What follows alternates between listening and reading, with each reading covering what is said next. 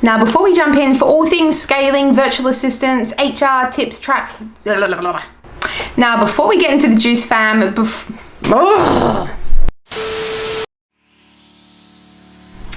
what's up, fam? What do some of the most successful companies in the world all have in common?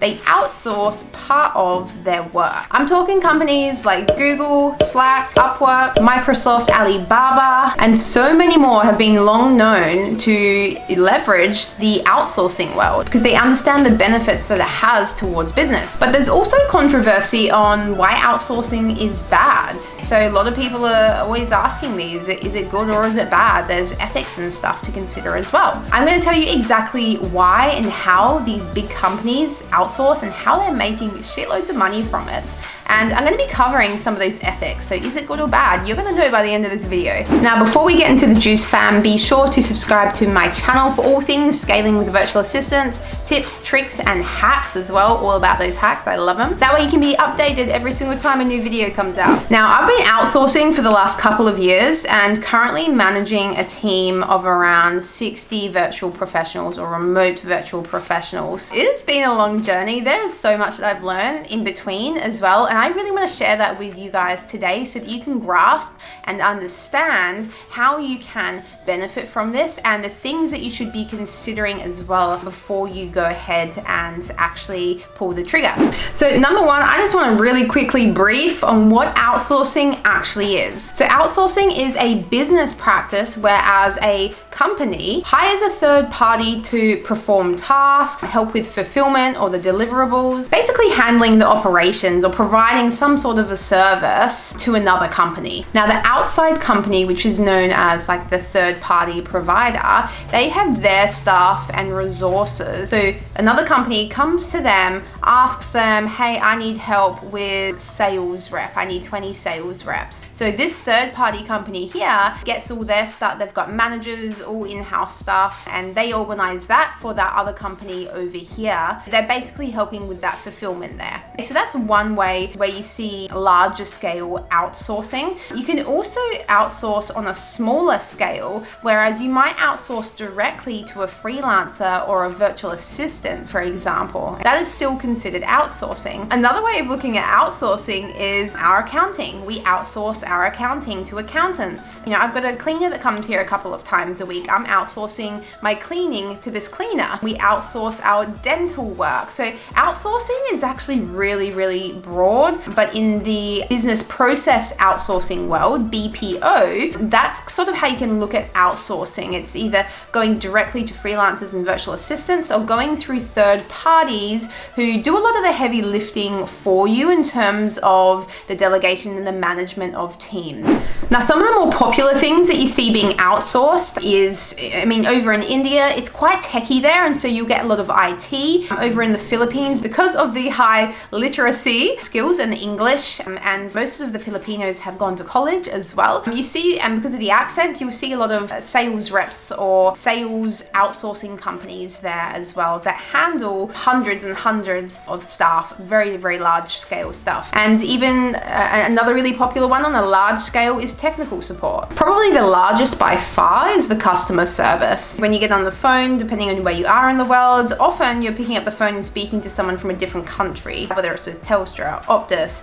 On the phone this morning, LG, I'm sure I was speaking to someone from the Philippines. So that's just an example there of outsourcing.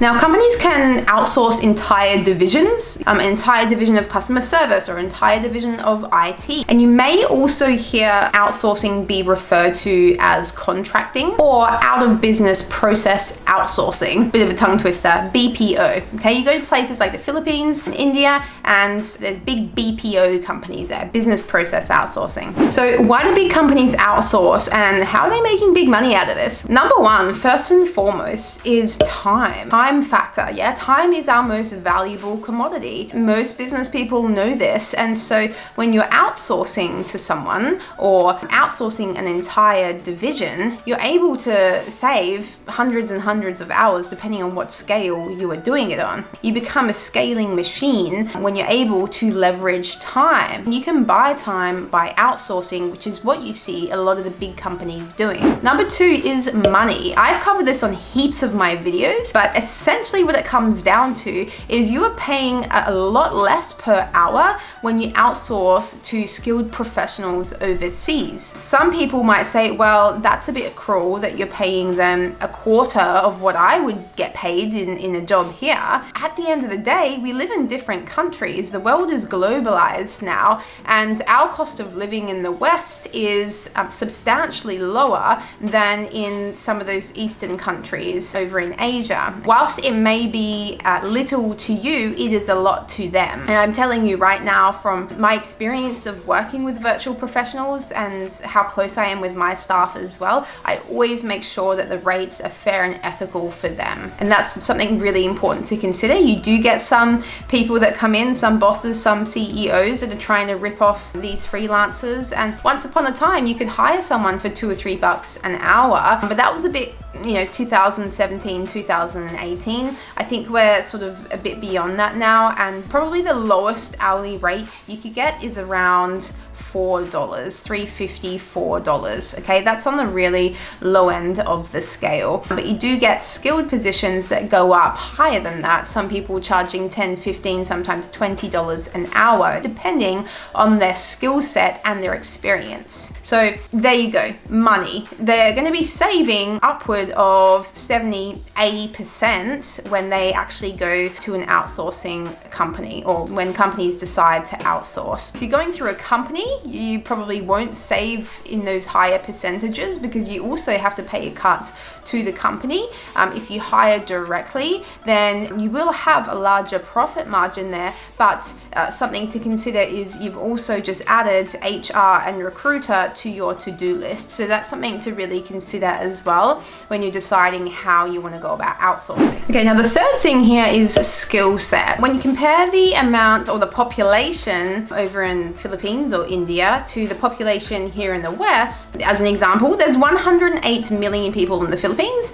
and there is 25 million people currently in Australia, 4 times the amount of people there. So the large labor pool is a really big advantage when you are outsourcing, because you can think of pretty much any skill sets that you are looking for. You will be able to outsource and find somebody online to be able to do that thing for you. And it will range from novice all the way up to intermediate. And obviously you pay more for higher skill level. But there is no shortage of skills when it comes to outsourcing. And number 4 here is lower commitments. So when you're outsourcing, if you're on large scale going with a BPO, you are probably going to have to sign contracts and whatnot as well, and have a bit of a commitment to that company there. But on a lower end scale, you may be signing agreements. It really depends on how you go about hiring. But if you're going, say, directly to a freelancer, then in that case, it is a lot lower commitment. So you're not having to pay for office expenses or an office space, printers, all that kind of stuff. Like most of the people that you're outsourcing to, a lot of them have either a home office or they're working in a BPO office space, which is covered by the company itself. And so there is, a level of lower commitment there, obviously depending on which way you decide to go about it. At the end of the day, these larger companies, and how they're making big money out of this is because by outsourcing, they're lowering costs, they're increasing the efficiencies of their business, and they're gaining speed and momentum from having extra hands on board, so they're able to get bigger on a larger scale. So it can be quite a competitive advantage when you do decide to outsource and delegate some of the work within your business. Even if you're not on a large scale operation, there are a lot of small businesses that are outsourcing now, because if you're a startup, for example, you might not be able to afford in-house employees for the first 2, 3, 4 years, okay? And so outsourcing is going to be a much more financially sustainable option for you. So let me know in the comments below. I'm curious, have you hired from overseas remote workers or virtual assistants, or have you gone through a BPO? What's been your experience with outsourcing? Let me know. I'd love to have have a conversation. I don't get to chat with you guys all the time, so I do quite enjoy responding to the comments and engaging with you there. So it's not just big companies that are outsourcing now, as I've sort of trickled in my previous messages before this. There is a lot of small business, even medium-sized small businesses that are jumping on this bandwagon, this almost a trend of outsourcing and delegating now. And you might be asking why, like how are they doing it and how can they afford to do it and what's the point of it? Well, the point of it is when you're outsourcing and delegating the core or the functions of your business, which aren't conducive really maybe to the growth, perhaps they're just the non-core business functions, such as the bookkeeping or some of the marketing or the sales or any part of your operations or deliverable. When you're outsourcing those non-core functions of your business, it allows you to focus on the core functions. As a boss or a CEO, you want to be focusing on the growth activities, the revenue generating tasks within your business, the partnerships and collaborations, the things in your business which are going to propel you forward. And if you we've only got so many hours in the day. We like to think that we're superheroes, and let's be honest, when you have your first year or two of business, you're kind of running on adrenaline, right? But that quickly wears off. And look, if you're still getting caught up in those non-core business functions, you're going to end up zapping all of your creative juices and you're not going to enjoy what you're doing anymore. And this is why you see a lot of small and medium-sized businesses starting to delegate and outsource now. You have coaches and consultants out there who preach to their clients basically to start outsourcing and delegating when you're in a position to do so. And the reason for that is so that you can free up time to spend more time on the things that you like and be in your genius zone. So you don't need to be a global powerhouse to benefit from outsourcing. I hope that's obvious to you now. Companies of all sizes can really reap the benefits, especially with the up and coming virtual assistant services. So you're seeing a lot more people hiring virtual assistants to streamline and automate things within their business. Now, the ways that you can actually outsource and hire is what I want to cover real quick here. So I've mentioned BPOs, business process outsourcing. I've also mentioned hiring directly to freelancers or virtual assistants as well. So if you're going through BPOs, generally you need to have a commitment of at least, you need to be hiring a full-time employee, 40 hours. So if you're not at that level, which a lot of people aren't ready to hire someone full-time. They just don't, one, have the cash flow for it to be able to hire for an ongoing role, and two, they just don't have the actual work there for like 40 hours worth of work there to outsource and delegate. So it's a bit of a conundrum there. And then the other way is you can hire directly, yeah, but in that way you're also becoming the recruiter and the HR person. And the whole reason of delegating and outsourcing is so you can free up time, all right? You don't want to add more things to your plate. So another option is going through a virtual assistant company. So that's what I'm about. That's my genius zone. That's what me and my team handle. I'll leave a link below to the speed up code. And if you want to have a chat with me as well, I'll leave the link below. And if you're going through a virtual assistant company, it's basically a similar option to the BPO, but it's on a smaller scale. And so there is still some amazing cost benefits there and still some really good hourly rates. But you also have that opportunity to be able to hire someone part-time 20 hours if that's all that's feasible for you right now. And then as you grow and as you need more people coming on, you've got a fantastic pioneered recruitment team there to give you the top 1% lineup. With all the years and experience that recruitment takes, you can go out and you can hire directly, but it's an industry of its own for a reason. I'll just leave it at that, but you do have BPOs hiring directly or going through a virtual assistant company. And if you're not sure, check out this video here on how VAs can help you in your business or your company. So we've gone over a lot of the good of outsourcing, and you're probably like, oh right, like she's just promoting services, like, you know, she's not going to say any bad shit. Well, I told you in the beginning I'm going to cover the pros and the cons here, the good and the bad. Okay, so we've gone over the good. We know that it saves time. We know that it's super flexible. We know that it's a very innovative way to grow your business, and you have access to an amazing pool of talent. And there are so many other benefits. At the end of the day, I think one of the most beneficial things for me is the opportunity I get to give to these people. It is so fulfilling thing when my HR manager, he sends me through photos of Eddie's just put down a house deposit and he's been able to pay for his wedding, and Chris has been able to buy all this furniture for her house, and so is buying a laptop or a car or whatever it is. Like the opportunity that you get to provide to these people is amazing. And yes, one day I would love to have some in-house employees working on the ground with me, but you got to wait until you're there as well. So this is a really good option whilst you're starting off. As far as the bad goes, over the years, and I have touched on this earlier, there has been some ethical concerns and speculations that have been brought up. Whereas if you're outsourcing, you're taking away the jobs from people on the ground. And look, if you ask me, I really feel like that opinion is long outdated.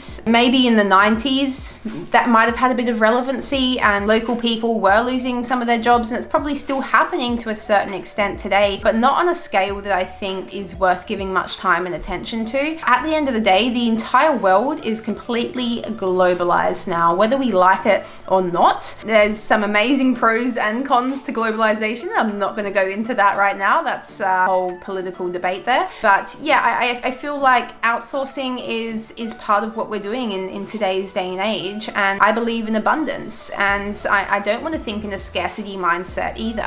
Abundance is there if you choose it. And so a lot of it comes with, perspective and mindset. So everyone's going to have their own individual opinions on it. That is mine. I like to come from a place of abundance, and that's what I choose. While outsourcing might not be the right thing or the right option for everyone, that's fine. Everyone's, on their own journey doing their own thing. But I hope this video has given you some clarity on the good, the bad, the things to consider, the options that you have out there as well. And if you have cold feet about outsourcing, I really hope they've warmed up a little bit from this video. Now, if you're not sure about what part of your business you should be outsourcing, whether it's the deliverables or the fulfillment, I do have a awesome delegation cheat sheet which has helped thousands of entrepreneurs by now, so I'm going to leave that in the link below. Feel free to click on that, have a look. I'm sure you'll gain so much clarity from that. Now, my next video is going to be about why Filipino VAs. That's going to be a cracker of a video. If you want to get notified when that comes out, be sure to hit that notification bell so you don't miss that one. And in the meantime, check out a couple of these videos. I feel like that's probably going to give you a bit of clarity with where you're at right now, wondering about outsourcing. So thank you so much for your time. I appreciate you sticking around and giving me your time. And yeah, I'll see you on the next one. See ya.